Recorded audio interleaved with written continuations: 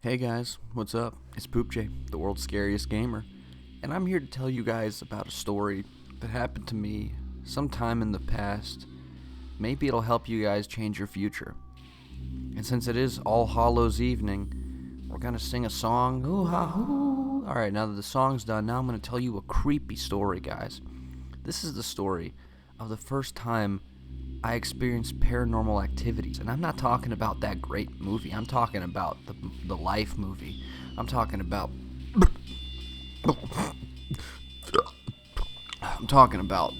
the time I saw a real life ghost, and I'm not even joking.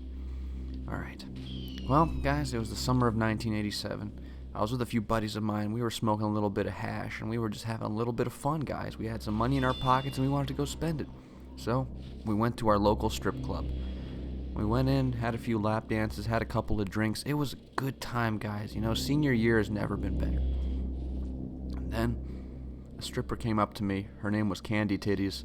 And Candy Titties was a really nice lady. I met her a few times, and it was around that season of Halloween, so it was a very Halloween-themed strip club at the time. So she was dressed up like Mike Myers, and she was just grinding on my cock, and it was just fucking amazing, and I was just getting pretty aroused, guys. I'm not even gonna lie. My dick was getting sort of solid at this point.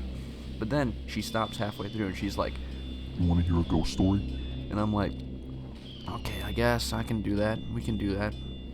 And while she was grinding on my package, she was telling me this great story, and she told me about this haunted asylum. It was only about 20 miles out in the middle of nowhere with nobody else out there. Nobody could hear you scream or orgasm. So she went into detail about this insane asylum for children and how the doctors are all experimenting on their children's prostate. It was some real fucked up shit, guys, let me tell you right here, right now.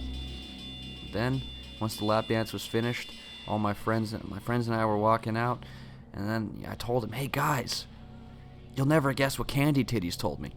And they're like, "Shut the fuck up, Poop!" And I was just like, come on, guys. Give your boy Poopj a try. And before I could even finish that sentence, they already ran away and got inside a cab, and I never saw them ever since. But I was on a mission at this point. I wanted to see some ghosts. I wanted to get scared. It was Halloween, and I was getting ready to get scared for this season. So I went there alone. And since my license got suspended because I had a couple of DUIs in one night, you know how it goes, guys. A couple of drinks, a couple of car rides, a couple of accidents, and suddenly you get your license suspended. It happens to the best of us. But I won't let my past judge me. And you shouldn't let my past judge you either. But anyway, I walked over to the asylum. 20-mile walk. Took about, I don't know, a while. But I got there eventually. And I got in. It was spooky, very spooky. The place was boarded off, so I had to break in using my arms. And since I was very muscular at the time, I broke through quite easily, guys. You know what I'm saying? I was really buff, guys. You know, when I get buff, I would get really buff, guys. Anyway, I'll show you a picture of myself sometime later. Link in the description below. Now, I went inside, and suddenly I realized I was not alone. There were homeless men everywhere. They were all having extremely loud orgasms, and they were all having butt sex with each other. And I asked them, "Hey, is this place haunted?" They said, "Haunted with his dick." And I said, "Ha, you guys tell the best jokes of all time."